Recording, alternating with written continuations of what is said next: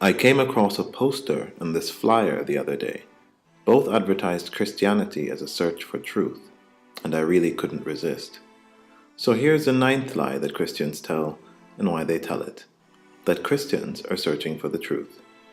The lie is self-explanatory, that there is an objective truth, that Christians try to discover or discern what it is, and that when they find it, they intend to believe it.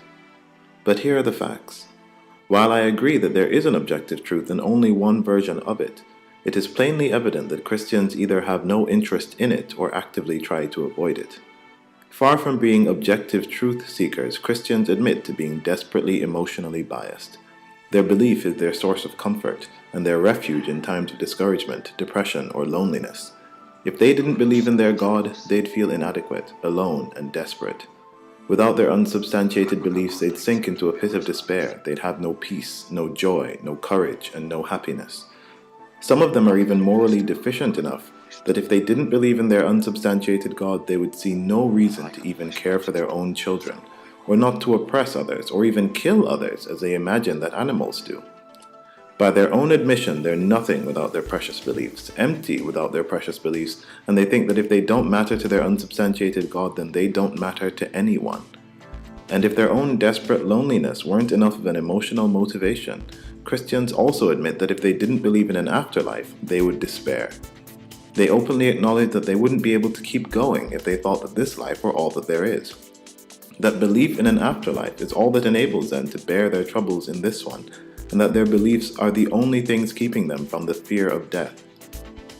And as if all that weren't enough, Christians are forbidden on pain of the worst fate imaginable from even considering that they might be wrong, and they're so terrified of this entirely baseless threat that many of them openly admit that they'd happily cling to their beliefs even if they were completely false, because in their minds, that's the safe option. Given the number of desperate emotional reasons that Christians have for holding on to their beliefs, it should come as no surprise that they're willing to accept these beliefs on faith. Faith, which is believing that a proposition is true despite having no indication that this proposition is true. It's dumb. It's the surest way to believe something that's not true. But Christians not only admit to using it to prop up their beliefs, they admit that it's absolutely necessary. The puzzling thing is how they can pretend to be simultaneously searching for the truth and believing things when they have no reason to think that these things are true. Worse than that, many Christians go a step further than advocating faith to advocating outright denial.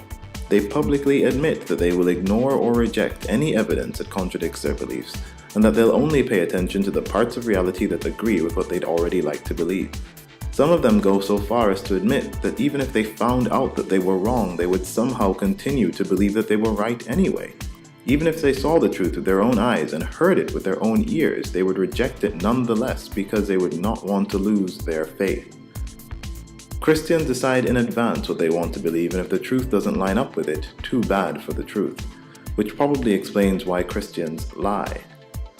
Lying has been a part of Christian apologetics since it began and continues to be part of it today. Every video in this series is about a lie that Christians use to support their baseless beliefs, and it's not a complete list. It's utterly mind-boggling that any group of people could knowingly and continuously lie to defend their beliefs, and then somehow convince even themselves that these beliefs are true. Remember that none of these behaviors are controversial or even matters of debate. Christians can be demonstrably shown to engage in all of these behaviors, admit to all of these behaviors, and are proud of most of, if not all of these behaviors, so long as they think they support their sacred beliefs. They write songs about their own desperate emotional needs and books about their decisions to believe even if they're wrong, just to escape the fires of hell. But none of these things indicates a search for truth. They're the furthest thing imaginable from a search for truth, and this is obvious even to Christians.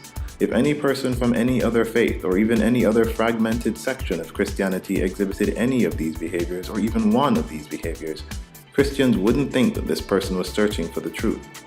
They too would immediately recognize that this person was a closed-minded, narrow-minded, deliberately self-delusional and dishonest bigot who had no interest whatsoever in the truth.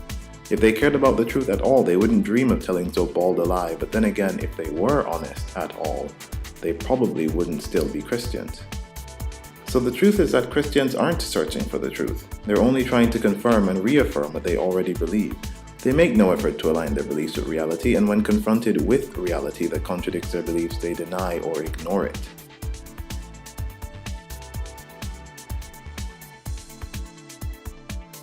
Christians aren't looking for the truth, and for the most part they're aware of that.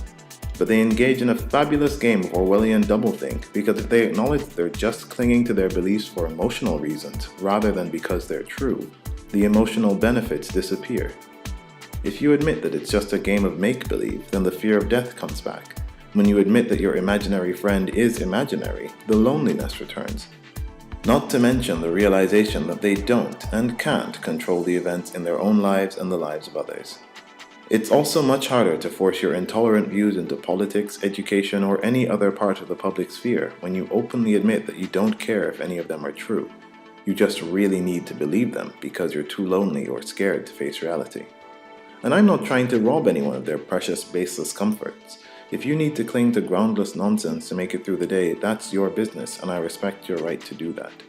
However, it crosses the line when you decide that these baseless beliefs give you the right to harass, bully, or lie to anyone else. When you do that, expect that those of us who are actually looking for the truth will point you out as the hypocrites you are. Because we will.